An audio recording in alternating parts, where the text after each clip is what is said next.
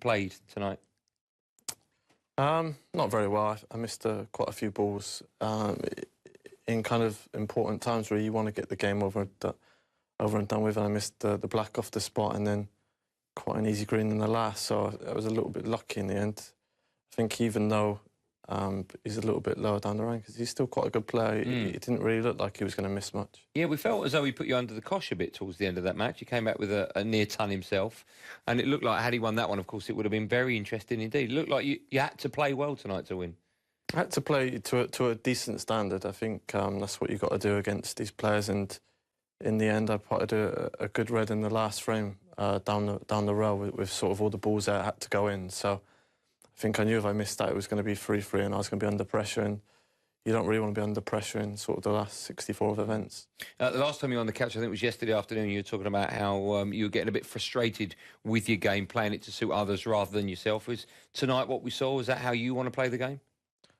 I'm trying to sort of come to a compromise. I think at the moment where I'm not confident, I feel a bit nervous out there, and any kind of nerves, it affects your cue ball control, it affects everything really. So I think when you're in scoring well and knowing that you're going to clear up every frame, you're in sort of, it's a different feeling to not really being comfortable out there. Ronnie, you were commentating on that one towards the end of that match. What did you make of his performance tonight? Yeah, I thought it was a very, very good performance. I think Craigie is a good cueist.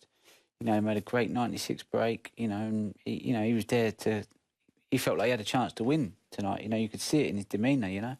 But Judd, you know, played a really good last frame. You know, potted the green, come round, tough red, huge amount of pressure on that red, and, you know, got the red and cleared up. But, you know, Judd's a handful for anybody, you know. You know, he wins lots of matches and tournaments, and, you know, this game is so fickle that I think, you know, at the moment you're probably saying that you're not feeling confident, but, you know, in another 6 weeks you'll be sitting here saying he's won the Scottish and the Masters, and he'll be saying, like, life's great again. That's just what sport is like, you know. So, you know, he's already won a tournament this season, already got to the final of Shanghai, you know, top 3-4 player in the world. You know, I don't think he's doing a lot wrong. Neil, is he one of the players to beat, in your opinion, this week? Yeah, definitely.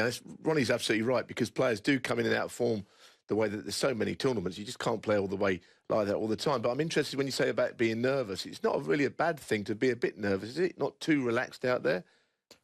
Yeah, I think it affects me. It just affects when I get a little bit nervous.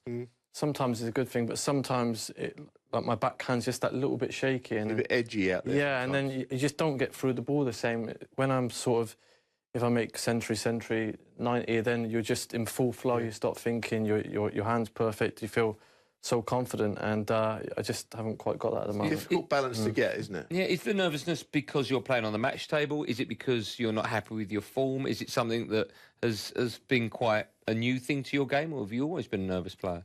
No, I'm not. It kind of comes in spells. I think when I was first coming through, there was no nerves. I didn't think about it. And then when you're playing well, you don't think about it. But I think just going for a little spell, maybe I'm trying too hard, and you want to win too bad, and sometimes that has the opposite effect. I think you've got to be perfectly relaxed when you go out there, and you can't be worrying about going home and stuff like that. I think the idea is, like Steve Davis hit the nail on the head years ago, he said you've got to play as if it means nothing but means everything. Sometimes when you just go out there with the attitude, I don't really care. We all care, but if you can go out there with the attitude that you don't care, it's a lot better than going out with the attitude, oh, I don't want to lose today, or, you know, and start... If you want it too much, you never win. Yeah, you start, you know, and because what normally happens is the other geezer flies out of his head, he has loads of luck, and you're sitting there and you think, oh, like my worst nightmares come true. You kind of bring it on yourself sometimes. I'm curious, let me ask you, I mean, we're sitting here, we're talking about how you play, and you're getting the views of Ronnie, of course, is at the top of the game, and Neil's an ex-pro, so knows exactly what you've gone through. Do you and other snooker players, do you talk to each other and take advice? If if there's something wrong with your game, will you speak to another player and say, like, I'm doing this, what do you think? Or have you been watching? Or if you watch another player that you're close to, will you go up to him and tell him the problems you think he's got? No, I think I've always just kind of played the same game since I started, never worried about what anyone said, never sort of had coaching, nothing like that.